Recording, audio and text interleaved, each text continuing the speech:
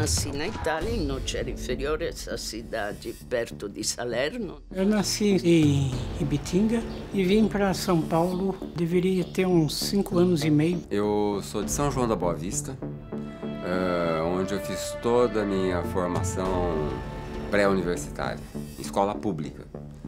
Eu nasci aqui em São Paulo, no bairro de Vila Mariana.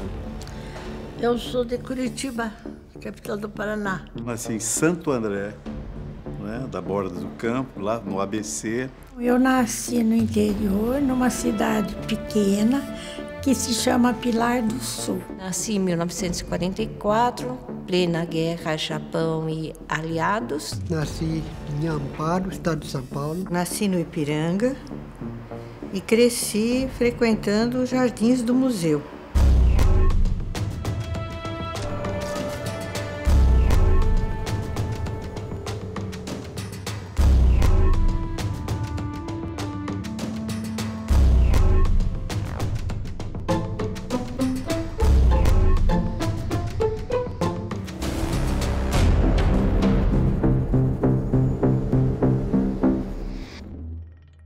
Eu fui aluno de História Natural, naquele tempo não tinha Geologia, História Natural, da Faculdade de Filosofia, Ciências e Letras, antiga, antes da reforma universitária. Aí eu fui convidado para vir para a USP como assistente, naquele tempo era um catedrático que convidava, eram assistentes, né? O museu foi um instante da minha vida, né? Eu realmente não... Eu acho que haveria pessoas mais indicadas para ser diretor do museu do que eu, mas foi uma insistência do reitor que eu cumpri esses 4 anos. Criei lá uma seção de reconstrução de textos antigos, de restauração. A partir de 1963, sendo diretor o Mário Neme, houve uma preocupação em se organizar com os professores dos departamentos de História, departamento de Sociologia, com os professores da Faculdade de Arquitetura e Urbanismo, organizar cursos no Museu Paulista sobre diversos temas. Então, essa proximidade dos cursos de História com o Museu Paulista nesse período é que me levaram ao museu, primeiro como estagiário e logo depois como historiógrafo contratado e no terceiro passo como historiógrafo, historiador concursado do Museu Paulista. Eu me formei, eu acho que foi em 58. Daí eu fui comissionada para o museu. Eu recebia o meu salário de professora primária e trabalhava no museu. Fiz doutorado, fui coordenadora de pós-graduação, fui chefe de departamento, fiz o concurso para ser professor livre docente, depois eu fiz o concurso para titular. E depois de ser titular, eu concorri à diretoria do Museu Paulista. O museu já tinha sido transformado no Museu de História, foi na gestão do professor Ulpiano. Depois da reforma dos museus, então eu fui a terceira diretora. O concurso aqui para o Museu Paulista eu fiz em 67, vim para trabalhar no centro naquilo que eles chamavam de Centro de Documentação Histórica do Museu Paulista.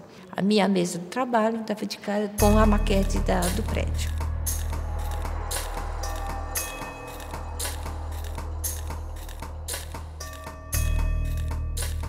Entrei como escriturário, assistente de administração, até que eu fui transferida para a seção de numismática. Então, eu iniciei a minha carreira de arqueóloga na Universidade Federal do Paraná. Fui para Portugal e fiquei mais tempo em Portugal. Então, quando eu cheguei no Brasil, eu comecei mais com arqueologia histórica e sempre trabalhando no Museu do Ipiranga, no Museu Paulista. Fiz a minha carreira aqui dentro da Faculdade de Filosofia, Ciências e Letras, antes e depois Ciências Humanas, né?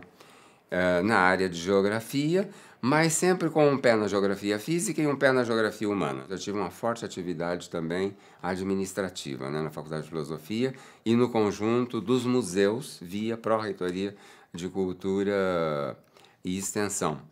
Me formei mecânico torneiro, era mocinho, 18 anos. E nesse tempo, eu tinha meu colega aqui do museu, Francisco Garcia, era amicíssimo meu. E ele trabalhava no museu. E ele sempre falava, Pedro, você não quer trabalhar no museu? Falou, cara, querer trabalhar eu quero. Ele falou, não, quando haver uma vaga, eu aviso você. Aí assumi o museu dia 6 de dezembro de 1951. Eu estava fazendo pós-graduação e aí me mandei para os Estados Unidos. Fiquei um ano lá. Aí no Smithsonian me convidaram para uma missão no México. Aí eu fui participar de uma missão arqueológica no Vale de Oaxaca. Aí quando eu voltei aqui, fui no Museu do Ipiranga.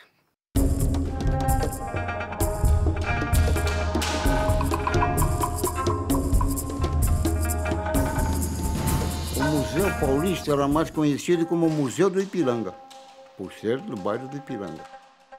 Aquelas fontes bonitas, né? Aquelas fontes que às vezes iluminavam, outras vezes não. Né? O jardim, eu passei muito no jardim. A paisagem ali do museu era uma beleza. Aquelas colunas altas das vitrines antigas.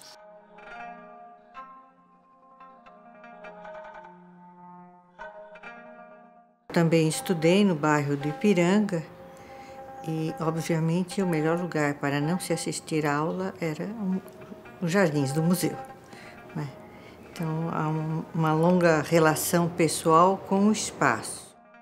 Subindo a escada do museu tem aquelas águas de diversos rios, né? Aquilo eu acho muito interessante, manter aquelas águas até hoje, né? As pessoas vinham visitar o museu, pode entrar, não paga. Outras pessoas tinham receio de pisar no tapete, eles davam uma volta do tapete para não pisar no tapete, sabe? Para não, pode pisar. Outros se benziam. Entravam, viam a estátua de Dom Pedro, se benziam. Desde que eu pisei aqui dentro, me intrigava muito a questão de toda essa decoração que nós temos e que é a coisa que mais nos chama a atenção quando nós entramos. São os dois gigantes que estão ali na frente, né? E as esculturas dos dois bandeirantes, Fernão Dias Pais e Antônio Raposo, e mais toda essa decoração que nós temos ao longo da escadaria principal, para desembocar no salão de honra, como o Toné chamava.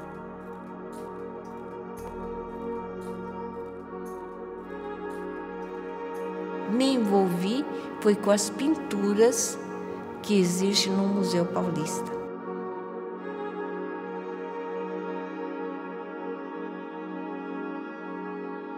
É um museu de história, tanto como um local de pesquisa, como um espaço criado para identidade. Eu vejo o Parque da Independência como um grande museu a céu aberto. O conjunto, né, da colina, o edifício, os jardins, depois acrescido do monumento da Independência, vai constituir um dos espaços da cidade de São Paulo, provavelmente de mais força do ponto de vista cultural e paisagístico. Dado que o edifício do museu está localizado num sítio histórico.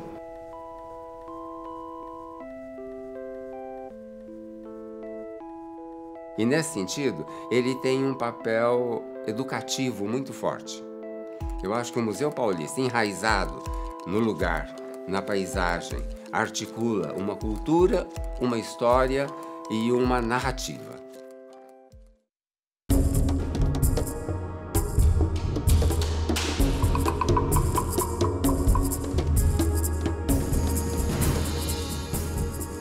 uma instituição que nasceu politicamente num momento da passagem da monarquia para a república, quando havia todo o interesse em criar uma instituição de pesquisa que aglutinasse dentro dela mesma um processo de produção de conhecimento científico na área de ciências naturais. Os primeiros governos republicanos em São Paulo, logo depois da proclamação da República, eles eram jacobinos, tá certo? E o jacobino é aquele que não vai negociar com os monarquistas, né? E o museu fez parte disso, quer dizer, surgiu pelos jacobinos, né? Não é à toa que no Monumento à Independência foi posta uma escultura de uma Marienne, de um símbolo da Revolução Francesa, com barrete frígio, segurando a bandeira da República.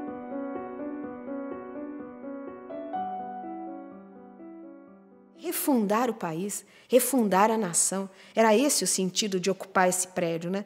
Era ocupar esse prédio para dizer assim, olha, todos esses adereços, esses ornamentos e tal, eles são muito simpáticos, muito bonitos, mas eles não vão ser usados para fazer a celebração da monarquia. Eles vão ser usados para celebrar a autonomia, a independência e a república. Essa é uma coisa interessante. A gente vê o Museu Paulista sendo construído já no período republicano, tá certo? Então, ele, de certa forma, ele vai se desenvolver todo ligado já à velha república, a primeira república, não é? Mas a população que visita o museu tem uma memória que remete à monarquia, por causa da presença do Dom Pedro I, tá certo? E da Imperatriz Leopoldina.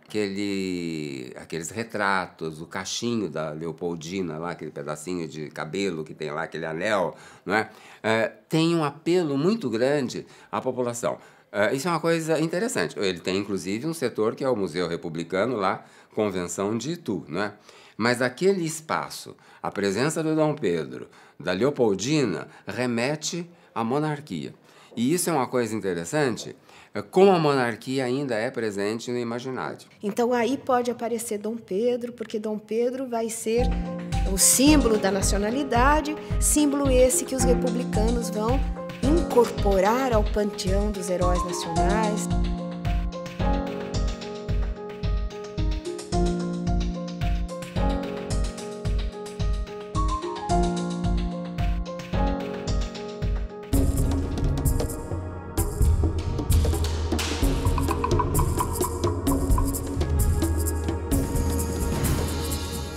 Ele deveria ser um museu regional, um museu paulista, mas ele não é. Ele é um museu nacional. Ele é um memorial nacional. E ele é insubstituível no imaginário das pessoas deste país. Todos reconhecem o prédio.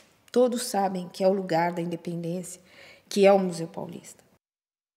O museu, ao longo da sua trajetória, ele vai sendo ressignificado a cada momento de grandes transformações políticas, né? E não podia ser diferente, eu acho, o fato de que, às vésperas do golpe militar, este museu vai ser incorporado à Universidade de São Paulo.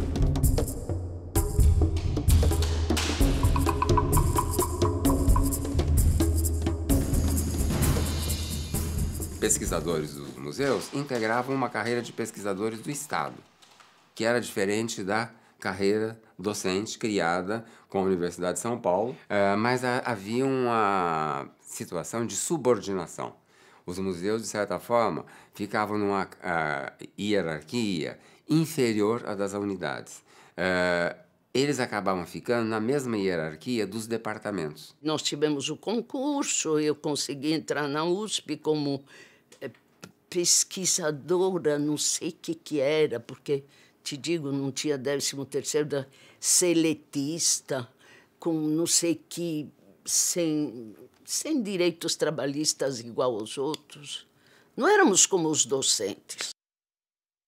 Mário Neme, que foi o diretor que preparou o museu e que batalhou no museu para essa integração com a universidade. Ele sempre gostava de dizer, olha, o Museu Paulista e o Museu Republicano, lá em Itu, extensão do Museu Paulista, estão ligados à USP desde a criação da USP em 1934. Ele sempre citava lá o artigo, né, do ato de criação da universidade, que citava o Museu Paulista como um instituto complementar. O diretor do museu, Mário Neme, ele trabalhava num regime assim, mais ou menos fechado. A gente tinha pouca noção do que estava se passando.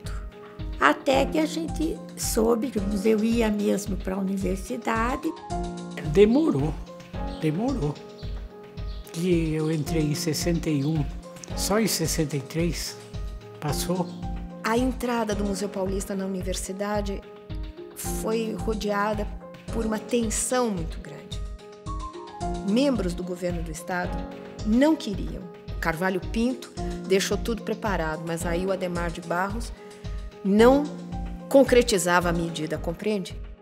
E o Adhemar também, não sei qual era a razão, não queria que os museus fossem para a universidade.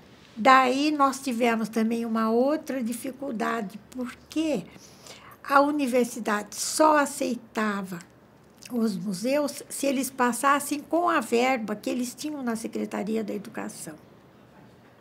E o Adhemar de Barros, daí já tinha assumido o governo, no início de janeiro ele assumiu o governo, e não deixou passar a verba para a universidade. Então, nós ficamos o primeiro semestre todo sem receber.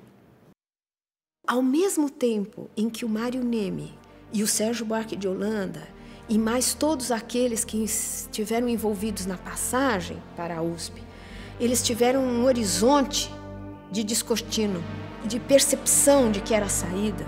Eles também sabiam as dificuldades que eles iam enfrentar até que o museu pudesse ser realmente incorporado. As dificuldades que os funcionários do museu atravessaram, a incerteza, a insegurança, não se sabia se realmente a universidade ia pagar o salário, se não ia pagar, se ia ter investimento, se não ia ter investimento.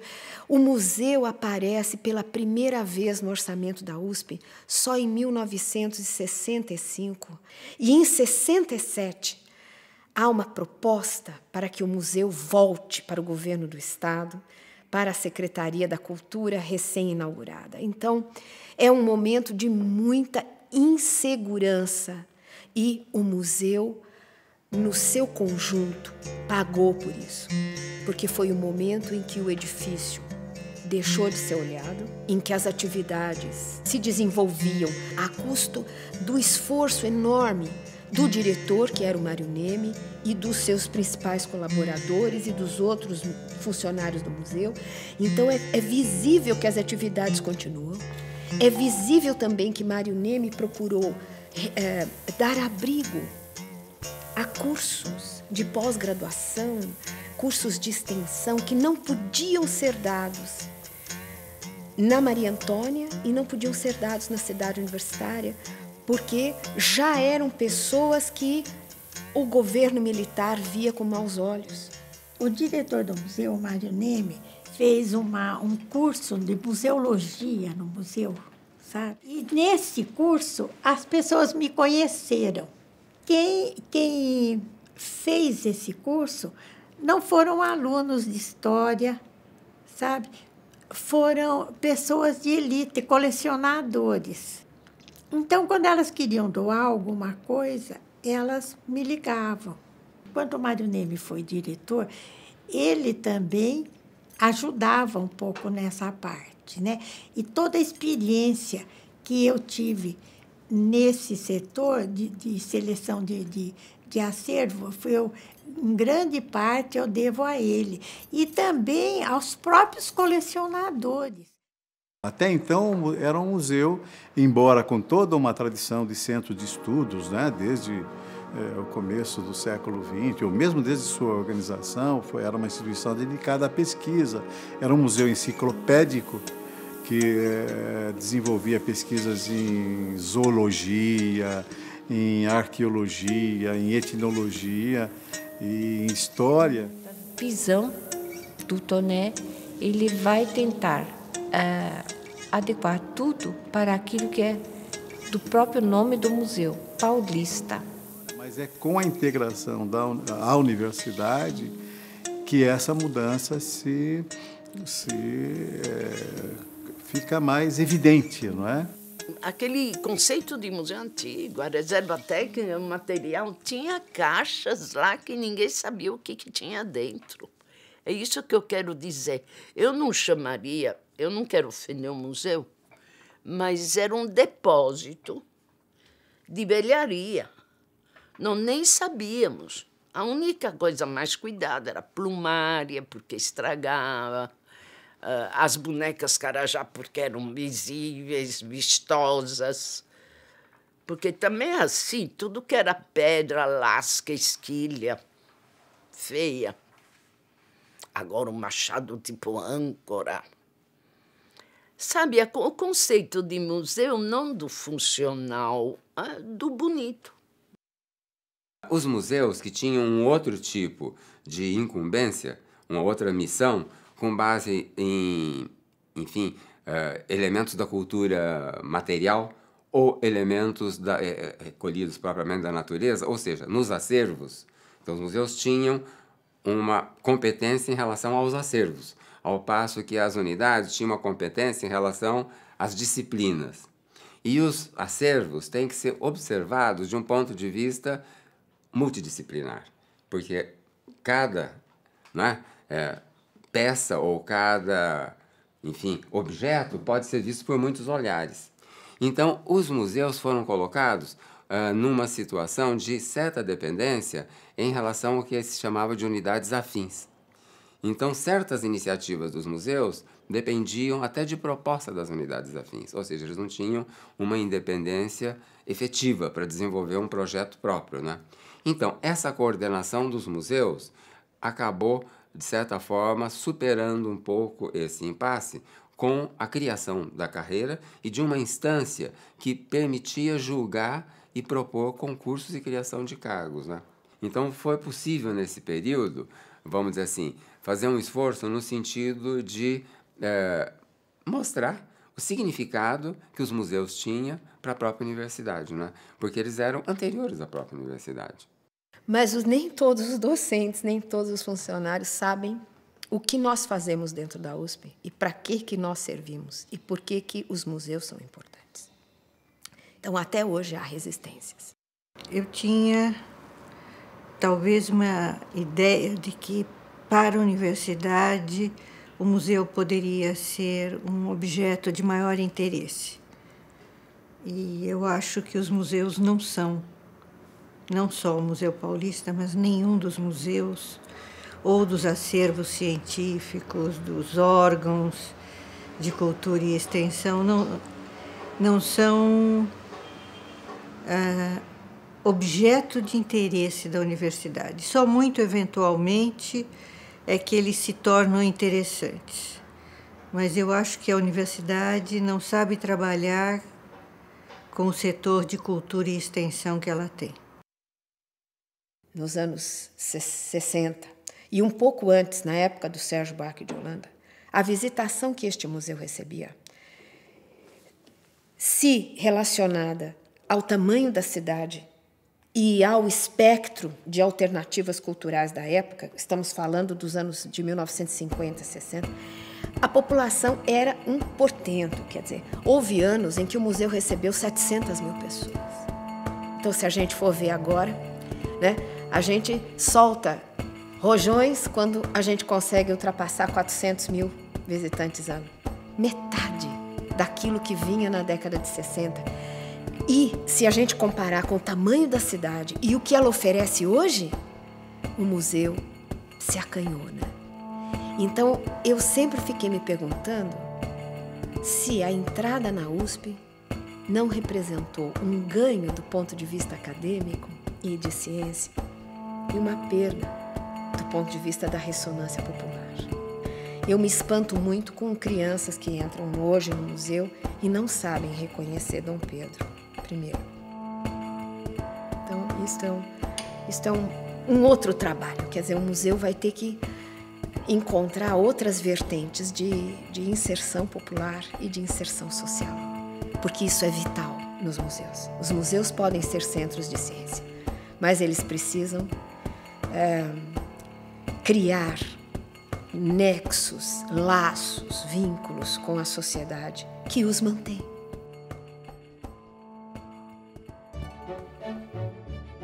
Duas pessoas muito importantes na trajetória do Museu Paulista, infelizmente não puderam nos dar entrevistas porque estavam com problemas de saúde. São o professor Ulpiano Toledo Bezerra de Menezes, que foi diretor do museu num período crucial em termos da definição do projeto conceitual, intelectual do museu, e que persiste até hoje essa proposta em desenvolvimento. E o professor José Sebastião Witter, que sucedeu ao professor Ulpiano na direção e que compreendeu a importância do edifício do museu e tomou decisões fundamentais para a preservação, para a restauração deste prédio. E sem a atuação do professor Witter, esse prédio não teria sobrevivido até hoje. Então, foi uma pena que ambos não pudessem estar aqui.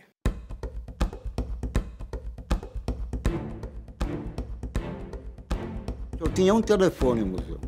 Só tinha um telefone na portaria. Abria a meio-dia e fechava às 4h30, porque tinha uma deficiência de luz. Não tinha sirene para tocar. O porteiro tinha um sinozinho de mão que saía no andar de cima, batia o sino para os visitantes saber que estava na hora de fechar. Eu era porteiro, nós contávamos os visitantes anotando. Entrava 15, 20, anotava. E o diretor vira e mexe e estava consultando a gente. A gente não tinha aparelhinho. Aí depois, quando eu reabriu em 7 de setembro de 56, eu tinha um aparelhinho. E eu conto que foi a maior visitação que eu soube até hoje. Veio 15 mil pessoas. Os primeiros tempos que eu fiquei em casa, mas eu sonhava todo santo dia, sonhava com o museu. Quando não era com uma pessoa, era outra que estava... Parecia um filme, sabe? Todo dia eu sonhava com uma pessoa, mas eu não voltei ao museu. Faço questão, em todos os meus passeios pelo centro de Itu e quando eu vou a Ipiranga, de passar em frente e ainda olhar com muito carinho. Só eu sei que tem limitações de acesso e eu tenho que friar aquela vontade do antigo funcionário que trabalhou muitos anos de entrar na instituição. Eu me divirto porque, para começar, eu rio de mim mesma. Eu me ironizo muito, então já é divertido. Depois eu rio dos outros também.